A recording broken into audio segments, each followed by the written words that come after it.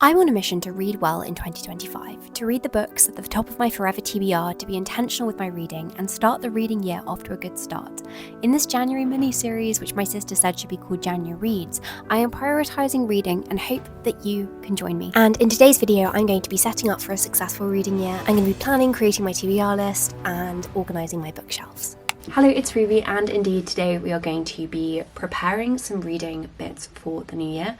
I really probably should have done this at the end of 2024, but I didn't think that far ahead. I want to go through my TBR for 2025 and also my January TBR today, and I also want to reset and reorganise my bookshelf because it's got very, very messy and it is in dire need of a refresh. This bookshelf is in dire need of a reorganise. I'm just going to give you a sense of what we're working with because I have a tendency to just put stuff on the front of the bookshelf, and you will see this in just a moment. Some of this works. The little graduation mouse, and I love the tiny little like Shakespeare books here. This was on my windowsill and I just decided, oh, I'll just shove it here for now. As you can see, there are also like books just shoved on the top. It does not look very neat at all. And then here is the other bookshelf, which is somehow even worse. Like, I don't understand how this one could be even worse than the other one, but it really needs a reshuffle. So the first thing I'm going to do is just go and take off all of the mini decorations that shouldn't be on there and put them back where they actually do belong.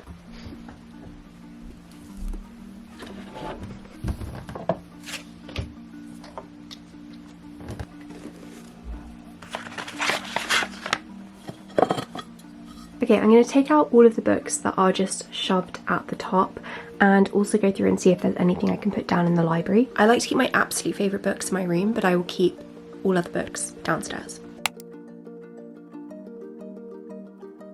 So at the moment, this is children's literature and then this is my favourite contemporary, but I'm actually going to switch these around because my mouse is here and I feel like it makes sense for the mouse to be on the shelf with the children's literature somehow. I've also decided that I'm going to move my series over to here. I'm well aware this is a minor thing, but it actually felt like a huge thing because I have never changed around what each of my shelves is for. Please let me know if you're the same because there's such romance and fun around the prospect of changing your bookshelves around and having a proper reorganise.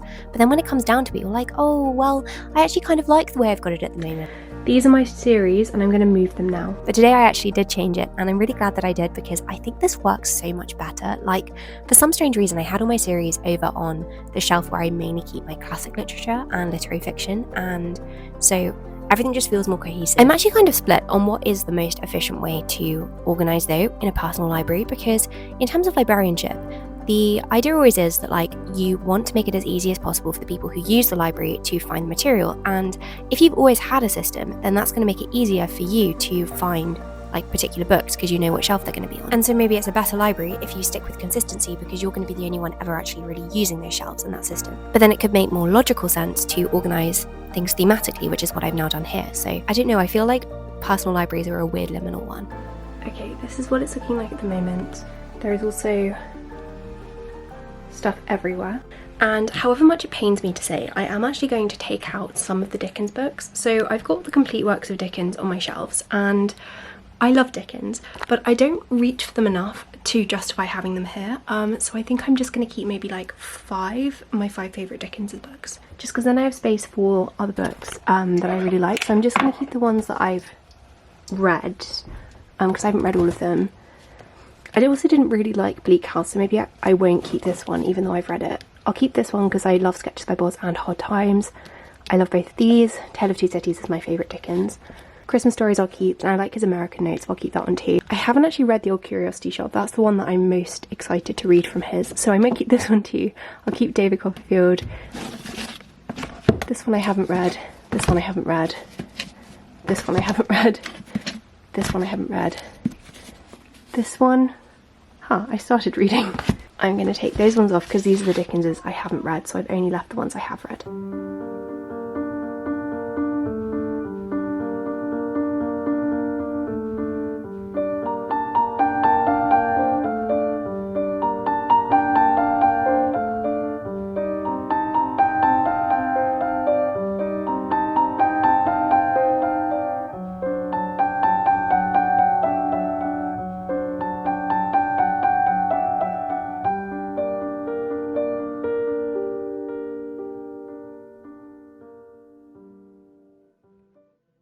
that did take quite a while, like probably an hour and a half maybe, but it's all done. I love how it's looking, and I am going to pop some of the books downstairs in the library, which I am like moving out of my room. So I've got these piles and then this pile of Dickens. Now my little Mealy mouse is feeling a little bit left out with all of this bookshelf renovation and wanted its own bookshelf. So I have bought this. I got this on eBay. It's beautiful, it's really well made, and the cupboard's also open.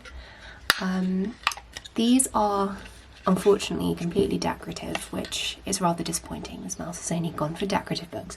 My sister got me some miniature books for Christmas, so I'm going to add Divergent,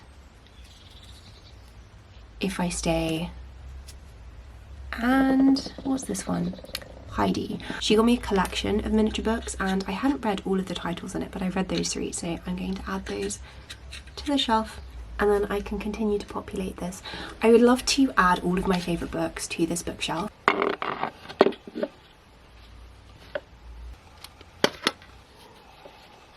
I'm now going to give you a bookcase tour and show you both my bookcases. So this is the first one. Honestly, it's looking so much better.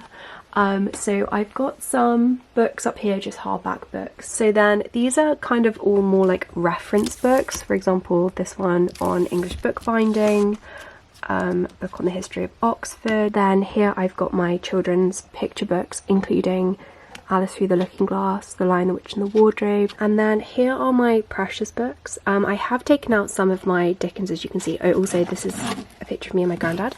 And then I've got my copy of A Little Princess, The Sarah Crewe Story, the 1963 Philosophical Investigations, Ariel. Then these are all magazines, like Victorian magazines, and also the Girls' Own Annual.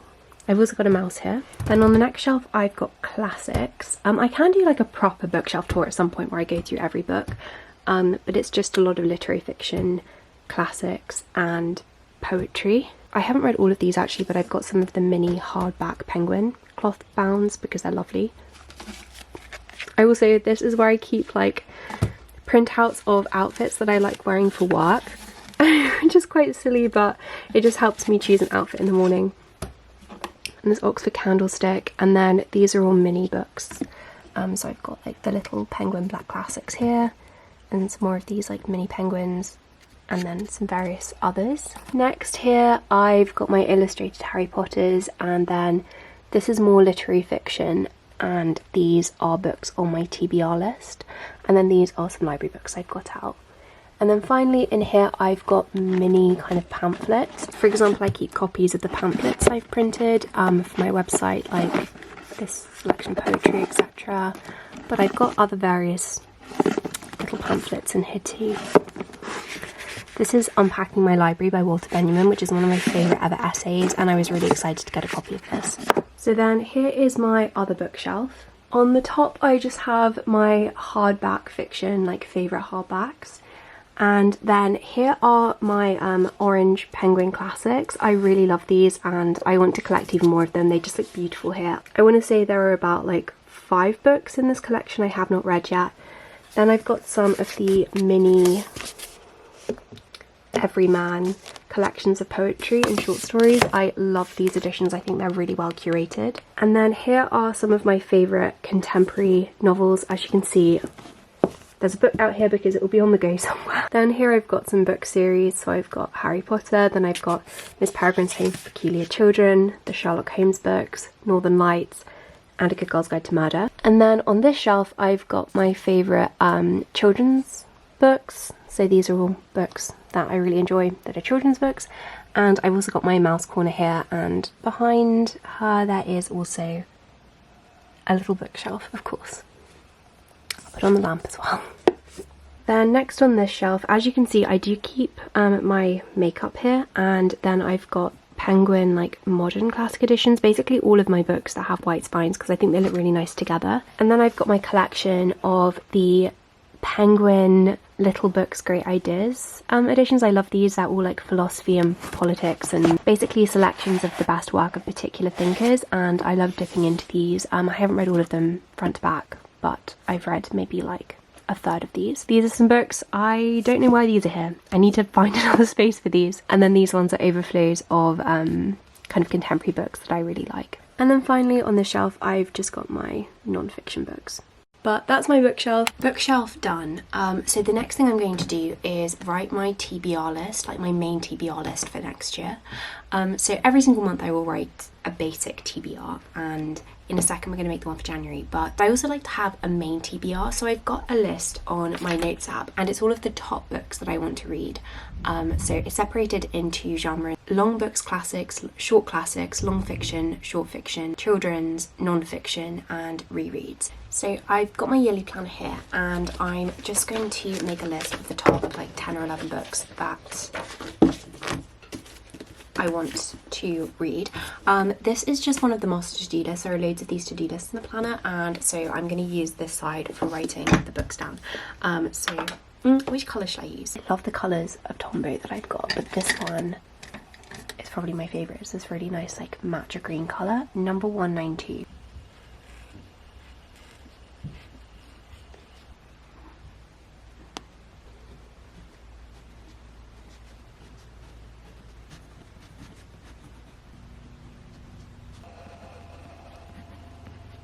So these are the top books on my list.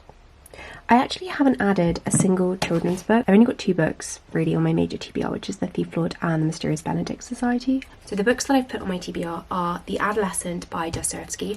This is one that I'm planning on reading in January, and I'm so looking forward to it. I have read a Dostoevsky the last 2 Januaries, Crime and Punishment last year, and then The Brothers Karamazov the year before, and I adored both of them. Dostoevsky is probably, I hesitate to say, my favourite author of prose. Like, he's written my favourite novels. I want to read The Goldfinch by Donna Tartt, of course. I started this last year and then for whatever reason didn't finish it, and it's the kind of book which I think is better read in the colder months, like between September and end of February, and so I hadn't finished it right at the end of February, and I decided just to wait until this year instead. I want to read Pericles by Shakespeare, the short stories of Gogol. Then I want to read A Little Life, which I've been meaning to read for ages. Ministry of Time by Colleen Bradley. I wanted to read it last year, and I'm so excited to read this one.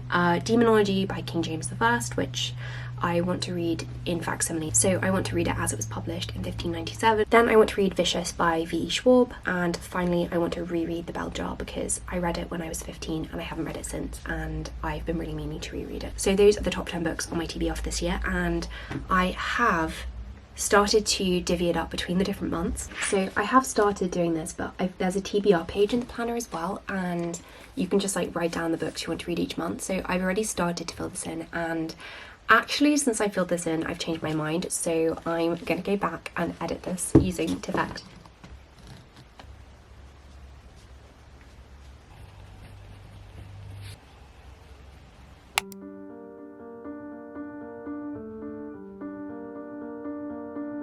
The printer unfortunately struggled quite a bit. I think we're out of black ink.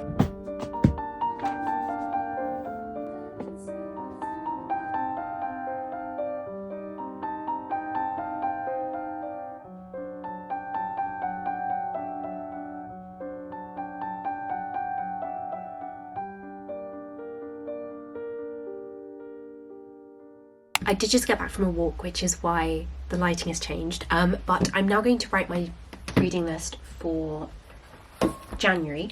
I'm going to be using this to-do list pad. This is the newest one that we've released on Pumpkin Productivity, and it's beautiful. My best friend Blakeney actually illustrated this one, and then also the accompanying things accomplished, and they're just stunning. Like, honestly, she is so talented. I'm reading Wintering by Catherine May at the moment, so that's the first book. Then The Adolescents. I might not finish this because it hasn't arrived yet, so depending on when it arrives, I'll either finish it this month or like it might bleed into next month. I'm going to read The Teachers by Alexandra Robbins, and I have got 2 books out from the library at the moment which I'm going to try and read. So I took out A Girl is a Half-Formed Thing. It's just been on my reading list for a very long time, but I've heard very mixed things about it, so I had one friend compare it to Max Porter's work because it's very experimental in the language in the same way, and Max Porter is my favourite like modern writer, I think. I adore most of what he's written, so I'm looking forward to trying this. It tells the story of a young woman's relationship with her brother and the long shadow cast by his childhood brain tumour. And I've also got Laura Wood's A Sky Painted Gold, which has been on my list again for a while. This is YA and it's set in 1929, dreamy summer of 1929, drawing on the lives of the Cardew siblings, glittering whirlwind Caitlin and handsome enigmatic Robert. I think it's going to have a Gatsby feel to it, so I'm looking forward to that. I've also actually just been sent an ARC copy of Laura Wood's new book, A Game of Scandal. This is part of the Agency for Scandal book series. I read the first one last year and I loved it. Oh my god. It's basically about this detective agency, but it's all run by women and their clients only women, and it's like they offer the service where they can uncover the truths and like deception and lies their husbands are telling as a way to avenge their wives and daughters. The secret all-female detective agency righting wrongs against women has opened a new case file.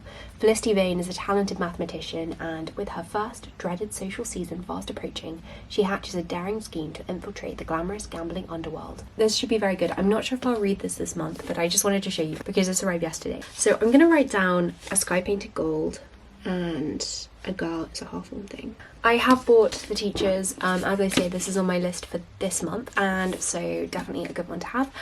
This is a year inside America's most vulnerable, important profession, and Alexandra Robbins wrote one of my favourite, actually probably my favourite non-fiction book ever, which is The Overachievers, The Secret Lives of Driven Kids. I read it just as I left school, and it's like basically she went undercover in this American high school and she told the stories of like 6 or 7 different students as they were doing their SATs and preparing for college, and uncovering like all of the pressures and stresses that are put on teenagers at school. And I just found it fascinating, and she's a journalist, her background's in journalism, so it's approaching kind of different topics through a journalistic lens.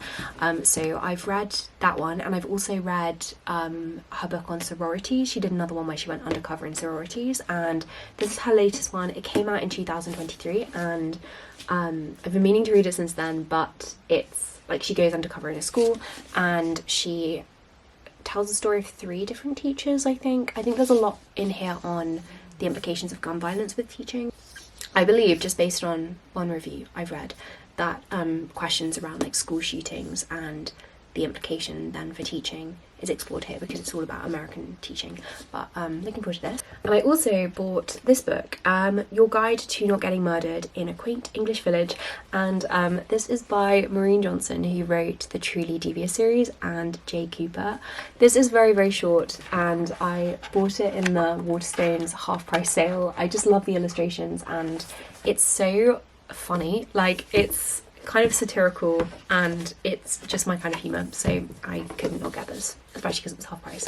So I've got Wintering the Adolescents, The Teachers, A Sky Painted Gold, A Girl's a Half-Formed Thing, and I also want to finish Daily Routines, which I've been reading for ages and I haven't finished because it's so good. And you know when you put off finishing a book because it's so good that you just like don't want it to end.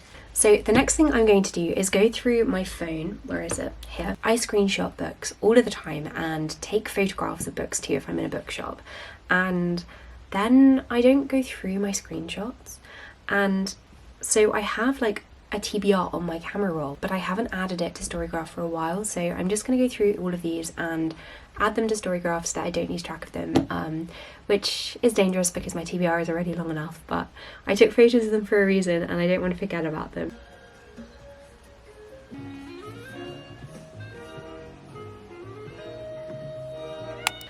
Next, now that my bookshelf is actually organised, I am going to tackle the absolutely horrendous stack of books which is next to my bookshelf.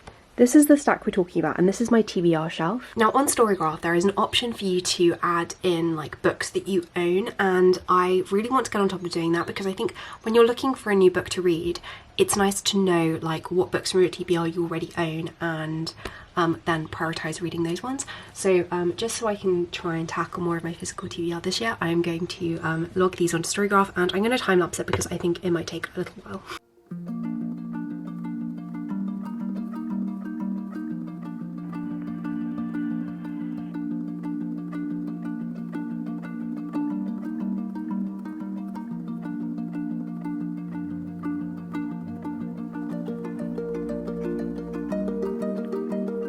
Okay, I'm going to move these back now.